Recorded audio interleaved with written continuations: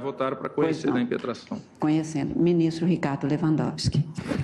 Senhor presidente, eu vejo que vem se sedimentando nesse plenário um sentimento de que o STF deve apartar-se do modelo que se consolidou desde 1891, a primeira Constituição republicana, segundo o qual ele, o STF, constitui o ápice do Poder Judiciário, dotado de um amplíssimo rol de competências, especialmente no que concerne ao julgamento de habeas corpus, para tornar-se ou transformar-se numa corte exclusivamente constitucional.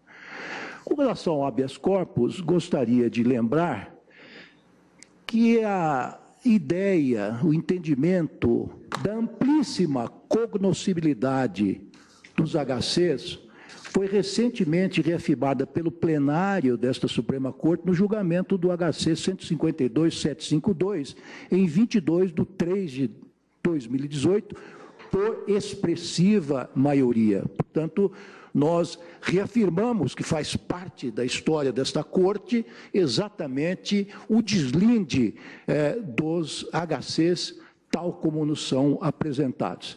E é bem verdade, isso é um segredo de polichinelo, que creio que 90% dos HCs que aqui aportam são decididos monocraticamente.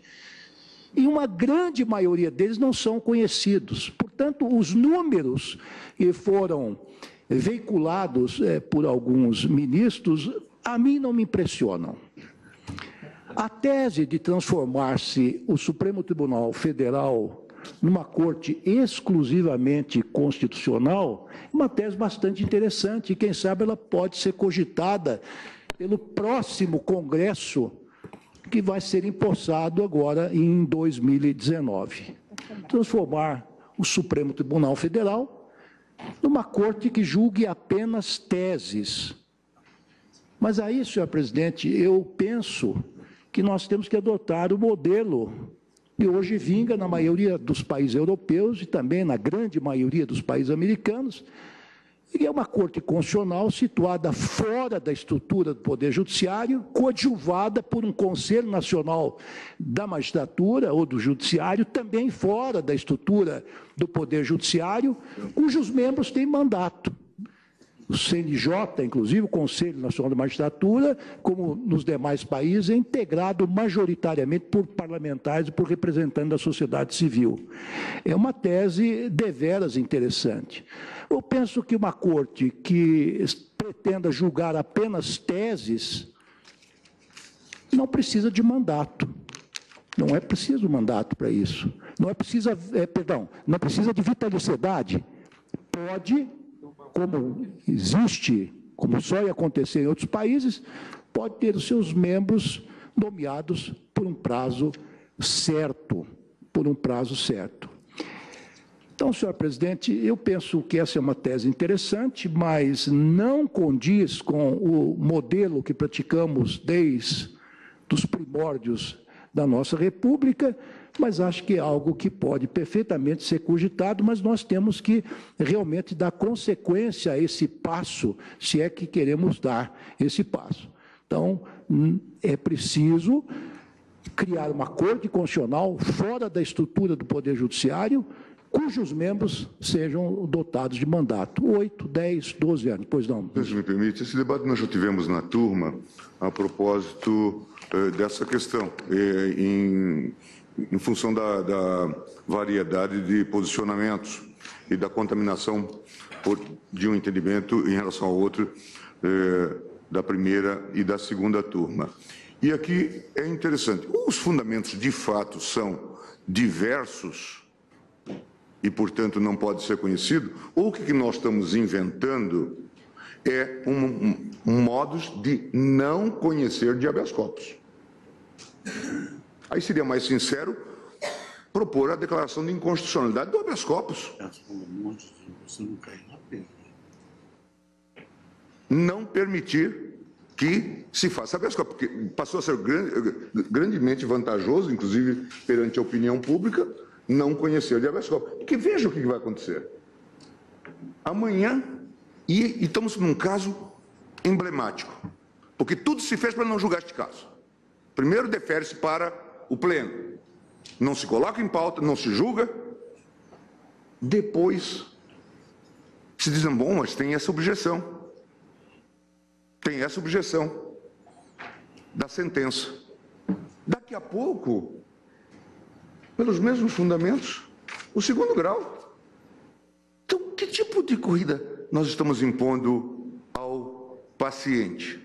Veja que se nós olharmos a realidade da nossa segunda turma, nós vamos verificar que são muitos os habeas corpus concedidos em relação ao STJ para julgar habeas corpus. Só para isso. Fixamos, inclusive, em 10 sessões. Para que o STJ julgue. Agora, imagine que a matéria passa para o STJ e lá fica, por um tempo. Ou vamos superar pela súmula 691, ou a matéria virá para o Supremo. E no Supremo, nós vamos agora, veja, 1 ano e 7 meses já de prisão. Algum tempo já de afetação ao plenário. E agora a gente diz, desculpe, bateu no endereço errado, a gente não vai conhecer. Por quê? Porque pelas nossas técnicas, presidente, quer dizer, e onde fica todo o nosso discurso sobre a efetividade do instrumentário constitucional, sobre a aplicação direta das normas? Aí, isso eu faço aqui e acolá não. Eu fico pensando, presidente, que tempos esquisitos, lidando com essa temática do habeas corpus. O que se quer é criar um Estado policial, de fato, empoderar gente que já está totalmente empoderada. Presidente, esteve comigo quando se imaginava que ia julgar esse habeas corpus o doutor Batóquio, isso nos idos do ano passado. E Sua Excelência, comentando comigo as dificuldades, dizendo, eu estou aqui porque eu fui constituído pelo doutor Palocci, mas estou deixando o caso. E estou deixando o caso, mas eu me sinto, até trouxe um advogado com ele, mas eu me sinto envolvido com esse caso. E por isso fiz questão de vir despachar. Mas eu estou deixando o caso por quê? Estou deixando o caso porque Curitiba assim exige. Palavras do doutor Batóquio. Curitiba assim exige. Doutor Palocci está querendo fazer negociação. Esse é um ponto importante, doutora Raquel, para prestar atenção para a necessidade da transparência desse processo. Curitiba assim exige. Por quê? Porque temos que escolher os advogados, e eu não sou bem visto nesta roda. Dizia claramente, portanto, Batóquio. Depois eu vi, presidente, e para isso eu quero chamar a atenção. E vou contar uma pequena história, se Vossa Excelência me permitir. Por favor. Desses ambientes que se criam. Eu fui, como sabe, vivi muito tempo no Itamaraty e tenho muitos amigos lá. Um amigo meu, que vivia em Buenos Aires, naqueles tempos em que havia aqueles carros que aparecem no Costa Gravas, que arrastava pessoas e prendia,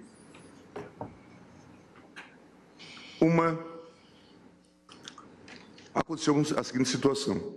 Um diplomata, jovem, solteiro, numa época de grande crise econômica, se namorou de uma chamada passeadora de perros. Eram aquelas moças que, não tendo o que fazer, passeavam com os cachorros. E acabou-se, neste caso, acabou tendo um envolvimento com este diplomata. Por acaso, esta moça, presidente, esta moça era namorada, noiva, de um agente desse sistema policial que fazia essas buscas em casa. Um dia, esse diplomata está na embaixada,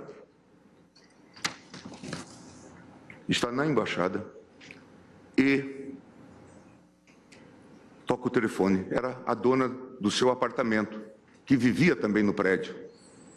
e que viu preocupada a presença desses homens nos carros pretos ali.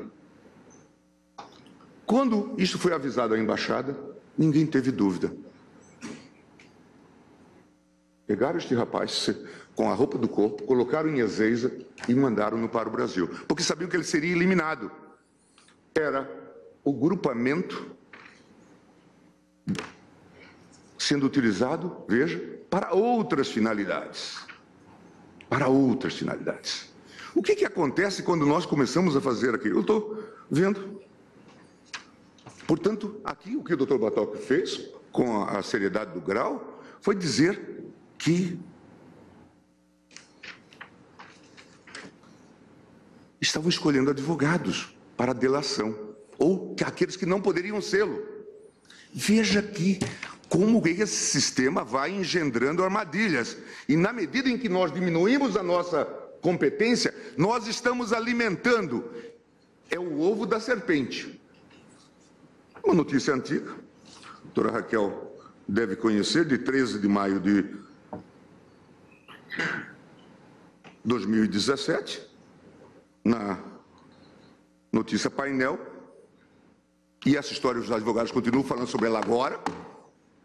Irmão de procurador da Lava Jato atua como advogado de defesa do marqueteiro João Santana. A história que corre, os advogados depois poderão confirmar ou não, é que esse doutor Castor, que vários dos processos tinham que passar pelo escritório do doutor Castor, que era irmão do procurador da República. É nesse contexto que nós temos que ver isso também, com a responsabilidade da política judiciária que nós temos.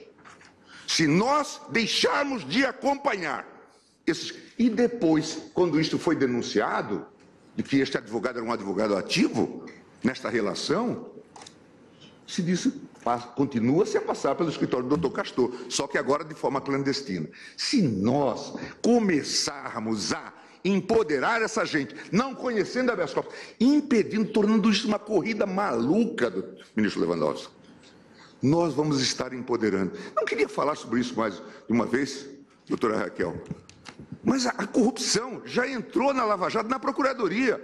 Ou alguém tem dúvida do episódio, hoje está nos jornais, da atuação de Fernanda Tortman e Marcelo Miller? Caso clássico de corrupção. Isso tem que ser investigado e tem que ser dito. Veja, na medida em que nós vamos fechando o sistema e empoderando esses nichos, nós estamos dando aço. E eu estou dizendo que sou mau profeta. Eu falei aqui daquele acordo, na semana seguinte eclodiu aquela fita. Agora, os jornais de hoje noticiam que a JBS entrou nos Estados Unidos contra Trench Ross Watanabe pedindo indenização. É caso seríssimo. As consequências políticas da opção que nós estamos fazendo é extremamente grave, porque nós perdemos o controle do sistema. O que decidirem será. O que decidirem será. Ainda ontem eu relatava na turma, presidente, estou mandando a Vossa Excelência amanhã, o episódio do auxílio moradia dos juízes no Rio, em que um dos requerentes é o doutor Bretas. E o que aconteceu neste processo? Nós estamos falando só de desvios, presidente, que vão se acumulando nessa gente empoderada que está aí. Um processo movido pelo Paulo Espírito Santo, Bretas e outros juízes no Rio de Janeiro, perante um colega seu, para ganhar benefício de auxílio moradia, embora vedado pelo CNJ.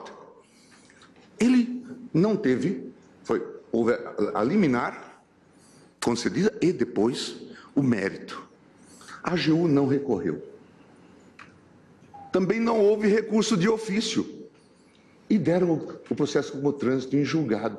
Veja o empoderamento que está acontecendo, presidente. Isso pouco que a gente sabe.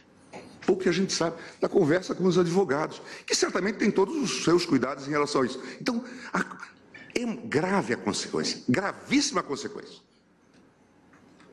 Em relação à institucionalidade, não conhecer do habeas corpus, porque não vamos estar fazendo defesa das pessoas. porque isso vira um jogo de gato e rato. É mais um decreto. Como sucessivamente, na turma já nos deparamos com decretos que são repetição de decretos. E aí se diz, não, então não posso conhecer, porque é um novo decreto de prisão provisória. Aí nós estamos empoderando gente que já está muito empoderada. Muito empoderada. Então, esse tribunal será, no mínimo, conivente com esse tipo de prática. Não preciso adivinhar. Isto já está prenhe de corrupção, no verdadeiro sentido da palavra. Quando eu vi esses dias que o doutor Marcelo Miller recebeu um montante de indenização por conta daquele trampo do escritório, eu fiquei dizendo, e a Procuradoria que é tão ágil para pedir indisponibilidade de bens de todo mundo, por que não fez em relação ainda ao doutor Marcelo Miller? A sua prisão preventiva foi indeferida pelo ministro Fachin, não houve recurso. Mas é um caso sério, de corrupção, não tem outra palavra. E isso está sendo alimentado por esse empoderamento, porque não se faz revisão. Então, isto é muito sério, presidente. Não gostaria de ter que falar sobre isto, mas é preciso que se fale da grande responsabilidade do tribunal e, eventualmente, de sua responsabilidade nesse tipo de coisa. Na medida em que nós chancelarmos, nós já tivemos vários casos na turma, de decretos sobre decretos, para evitar o conhecimento. Tem um novo fato, novo decreto. E nós passamos a analisar, como Vossa Excelência fez, dizendo, isto aqui muitas vezes é só a renovação das mesmas razões. Com a sentença, então, será perfeito. Então, me parece que é grande a responsabilidade deste tribunal. Se nós chancelarmos esse poder,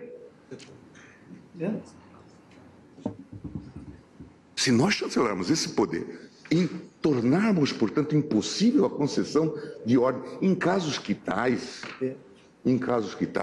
nós vamos ser, no mínimo, cúmplices de grandes patifarias que estão a ocorrer.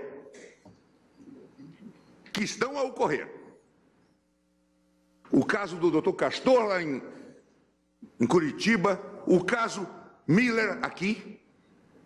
É notório que houve corrupção, evidente. E que essa dupla carioca já estava operando, Miller e Fernanda Tortman já estavam operando há muito tempo. Falam até de um affair. Ora, tudo isto, e nós estamos num certo autismo institucional. E aí a gente não consegue... Eu vejo o poder que se dá para essas instâncias. Isso tem consequências políticas seríssimas, que precisam ser discutidas e avaliadas. Vossa Excelência, ministro Fux, que fala sempre de um juízo consequencialista, aqui nós precisamos analisar. Porque é extremamente grave o que está a ocorrer. E, certamente, o que eu estou falando aqui não é segredo para mim, não deve ser segredo para o relator também, que é de Curitiba. Todos nós que conversamos com os advogados sabemos disto. Acho que a Procuradoria tem que tomar providências em relação a isso, aos fatos conhecidos. Mas não conhecer do habeas corpus aqui significa dar de indenidade para o arbítrio, seja de Moro, seja de Bretas, seja de qualquer juiz incumbido, e aos procuradores. É isso que acontece. Porque, claro que hoje, os meus amigos do STJ, da Seção Criminal, ficam incomodados, mas hoje, nós já vimos, agora inclusive pela fundamentação, o STJ, nessas matérias politicamente mais densas e tensas, é um órgão de passagem. Então, precisamos, presidente, meditar sobre a consequência do nosso ato aqui. Não. Ministro Gilmar, eu talvez pelo viés de ser juiz de carreira, eu nunca ouvi isso de maneira impunemente. Maneira impune. Você citou um personagem, eu nunca ouvi falar sobre esse doutor Castor. Eu acho que essas... Não, mas eu não quero reportagem. Eu acho que nós temos, como magistrados, de registrar essa sua fala e instaurar um procedimento para apurar É isso. o que eu estou pedindo à procuradora. Isso não pode ser ouvido assim, Sim, de acabo maneira dizer isso à anódina, procuradora. não. Sim. Somos juízes. Sim, claro. E é o que eu estou dizendo à procuradora. E o caso Miller, Vossa Excelência também ouviu falar. O caso Miller, Vossa Excelência ouviu falar. Mas pela imprensa, evidentemente, Sim, claro. sim. Só que nós não agimos de ofício, evidentemente. Sim. Temos que tomar... Sim, pois é, mas, Agora, o que não pode é falar de forma anódina e Mas eu estou falando para a procuradora também. Acho seríssimo que vocês... Eu não estou, de forma alguma, colocando nenhuma observação que vocês... E veja, só Vossa Excelência, eu não estou quero... dizendo que o juiz não pode ouvir isso de forma passiva. Eu já disse, ministro Fux, que eu sou mau profeta. Porque, em geral, eu acerto as previsões. Péssimo profeta. Vossa Excelência se lembra que eu fui a voz que se levantou aqui contra o acordo Joesley-Janot. E falei de todas as peripécias. E quando apareceram o fato superveniente, eu coadjuvei no sentido de que eles deviam mudar de domicílio.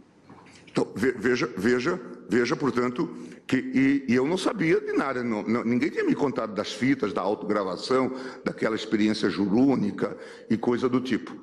Mas eu chamei atenção para os problemas que estavam ocorrendo, quando se falava da necessidade de segurança jurídica. Então, aqui, isso ocorre, e é natural. Eu usei a imagem da Argentina para mostrar, é natural, e isso é velho, é do velho Montesquieu, que o poder sem limites tende a um abuso indefinido. É óbvio que isso está ocorrendo. É óbvio que isso está ocorrendo. Se nós ouvirmos relatos de delações, a história de indicar pessoas para serem delatadas e tudo mais, isso é corrente. Nós vemos isso. Nós vimos um caso que é um vexame nosso de erro judicial, que é o caso de André Esteves, que foi delatado por Delcídio e que era falso e ficou preso 30 dias em Bangu. Quer dizer, nós já temos um caldo de cultura para discutir isso. E claro, se nós chancelarmos esse tipo de empoderamento, porque nós não queremos ver, porque isso não é... Quer dizer, a matéria é mais constitucional do que o direito de liberdade. Não é possível que nós não estejamos vendo. Não é possível que nós não estejamos percebendo o abuso. E que nós estamos montando aqui uma estrutura de corrupção. Claro. Eu já disse aqui. Nos anos, tive a honra de ser colega na Procuradoria do Dr. Ferreira, pai de Raquel.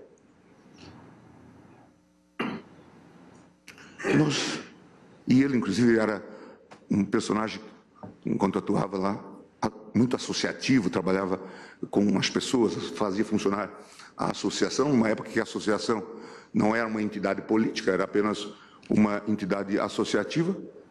Ali a gente via todos os tipos de pessoas. E um tipo louco, desequilibrado. Já havia alcoólatra. Houve um mártir, Pedro Jorge. Não tinha ouvido falar de procurador ladrão, mas apareceu quando começou a mexer com a montanha de dinheiro. Tanto se esse sistema, quando se pensa nesses sistemas no mundo todo, e essa história remonta a João Sem Terra. Quando se pensa nisto, isso é um modelo de checks and balances. Quando nós estamos fazendo esse controle, se sabe que nós podemos fazer esse controle. Ainda ontem na turma, nós decidimos o caso da remessa, transferência para Curitiba, do governador Cabral. De que se tratava, ao fim e ao cabo? De uma decisão sem fundamento, sem justificativa, combinada entre o juiz Moro e o juiz Bretas. Para quê? Para dar um bypass numa decisão minha, que tinha antes impedido a transferência dele para Campo Grande. Só isso. Obviamente que era uma decisão combinada, porque há um processo em Curitiba, vários no Rio de Janeiro, e a questão era, a fundamentação é a mais risível possível. Tem umas fitas de vídeo, de vez em... A primeira era mais risível ainda. Disse que o juiz é de uma família de proprietários de lojas de bijuterias. Fato que era público e notório. Por isso tinha que ser mandado para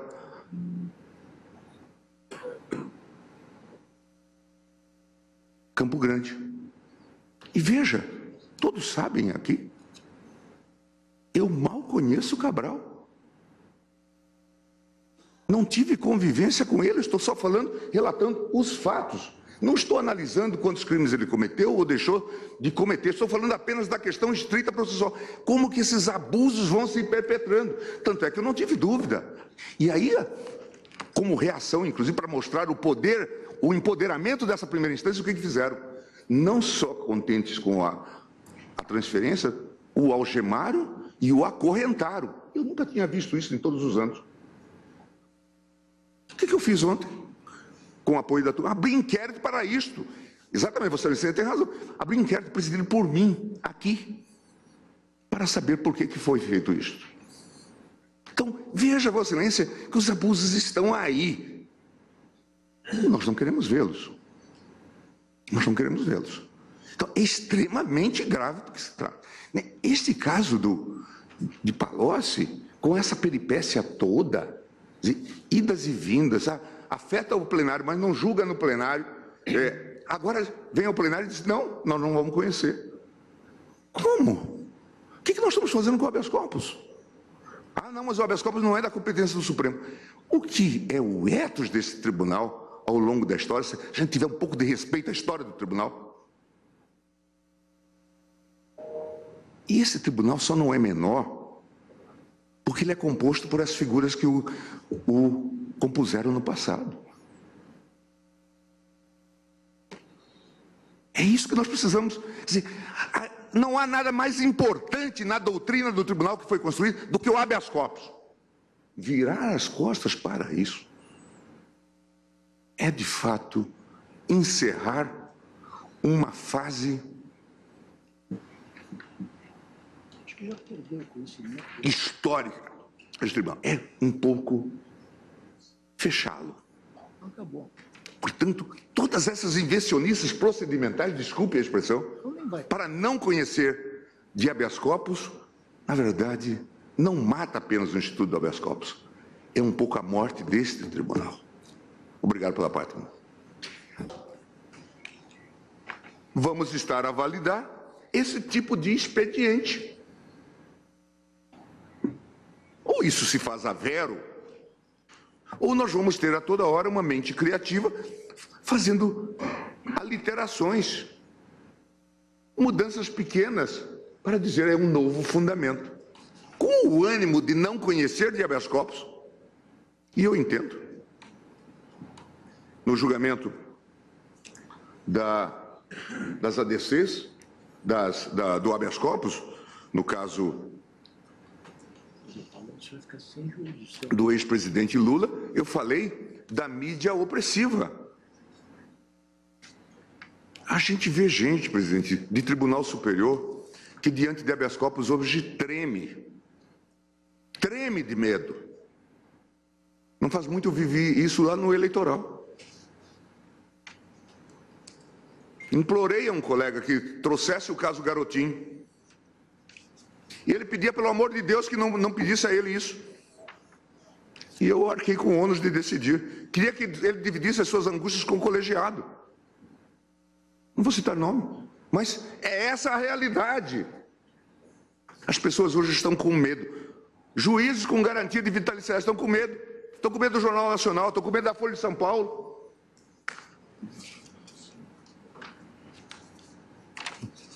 Fico honrado, me livrei dessa. E o melhor é me livrar dessa não conhecendo. Fazemos o que eles querem. Agora, sabem eles o que estão engendrando? É o ovo da serpente. Está se empoderando um grupo que não tem controle algum, que não se submete a controle algum. Nem suas sentenças podem ser reformadas.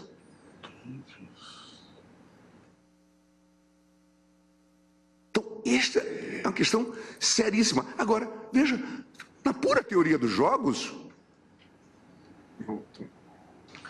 Isso é um estímulo para isso. Vamos editar um novo decreto de prisão. Com isso, o habeas corpus está prejudicado. Veja, mudam, combinam ações, como eu acabei de dar o exemplo, combinam ações para tirar processos, revogar decisões nossas.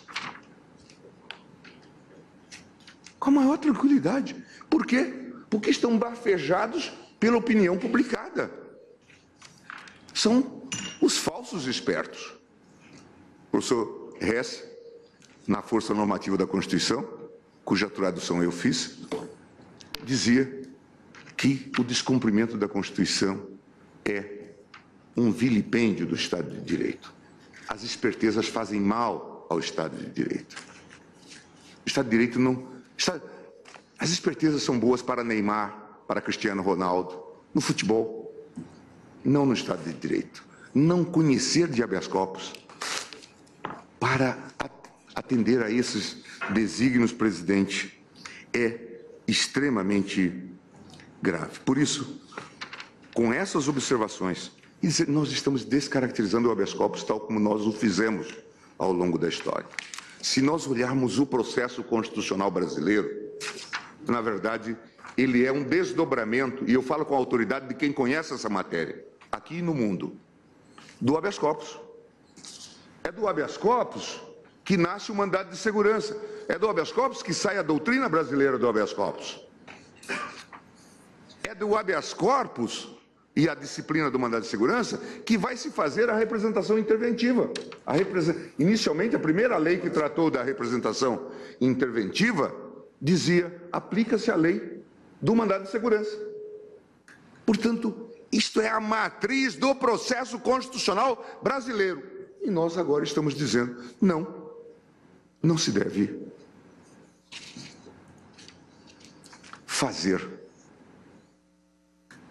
conhecer do habeas corpus. Isso não é competência do Supremo Tribunal Federal. Se nós mantivermos essa orientação, presidente, nós estamos fazendo uma ablação da institucionalidade do Supremo Tribunal Federal. Voto pelo conhecimento.